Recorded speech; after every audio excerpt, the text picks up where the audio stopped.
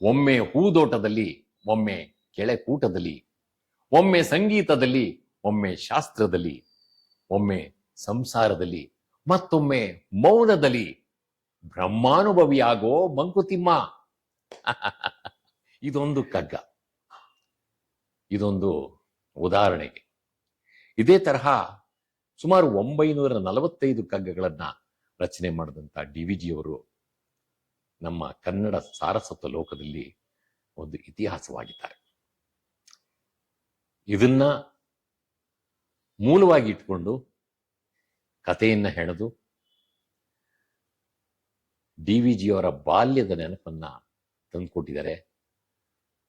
ರವಿಶಂಕರ್ ನಿರ್ದೇಶನದಲ್ಲಿ ಮತ್ತು ಕುಮಾರ್ ನೊಣವಿನಕೆರೆ ಅವರ ನಿರ್ಮಾಣದಲ್ಲಿ ನಮ್ಮ ಹಿರಿಯ ನಟರಾದ, ನಾವು ನೀವೆಲ್ಲ ಏನ್ ಪ್ಲೇ ಬಾಯ್ ಅಂತ ಕರಿತೀವಿ, ಅವರನ್ನ ಒಂದು ವಿಶಿಷ್ಟವಾದಂಥ ರೂಪದಲ್ಲಿ ತಿಮ್ಮಣ್ಣ ಮೇಷ್ಟ್ರ ಪಾತ್ರದಲ್ಲಿ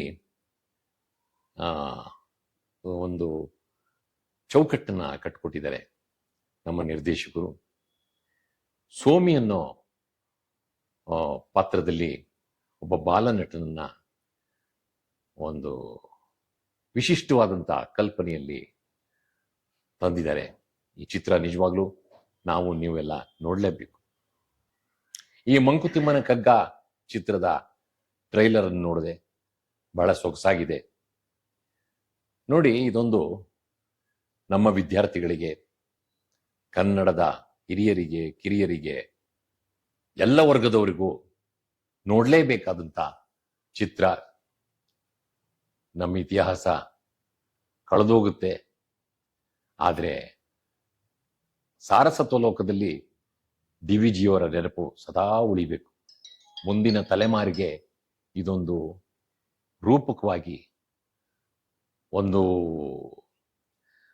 ಕೈಪಿಡಿಯಾಗಿ ಇರಬೇಕು ಅಂತ ನಾನು ಕೇಳ್ಕೊತೀನಿ. ಅದಕ್ಕೆ ಎಲ್ಲರೂ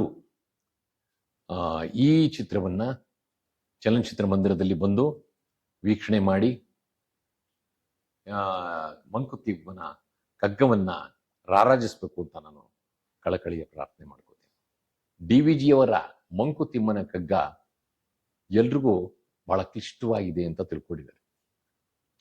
ಪ್ರಯತ್ನ ಪಟ್ಟರೆ, ಆಸಕ್ತಿ ವಹಿಸಿದ್ರೆ ಇದು ತುಂಬಾ ಸರಳ. ನಮ್ಮ ನಿಮ್ಮ ಜೀವನದ ನಡುವೆ ನಡೆಯುವಂಥದ್ದು, ಅರ್ಥ ಮಾಡ್ಕೊಳ್ಳುವಂಥದ್ದು ಈ ಕಗ್ಗದಲ್ಲಿ ಸಾರಾಂಶವಾಗಿದೆ. ಅದನ್ನ ದಯಮಾಡಿ ಓದಿ, ಆಮೇಲೆ ನಿಮಗೆ ಅದರ ಪ್ರಭಾವ ಗೊತ್ತಾಗುತ್ತೆ. ಹುಲ್ಲಾಗು ಬೆಟ್ಟದಡಿ ಮನೆಗೆ ಮಲ್ಲಿಗೆಯಾಗು, ಕಲ್ಲಾಗು ಕಷ್ಟಗಳ ಮಳೆಯ ವಿಧಿಸುರಿಯೇ, ಕಲ್ಲು ಸಕ್ಕರೆಯಾಗು ದೀನ ದುರ್ಬಲರಿಂದೇ,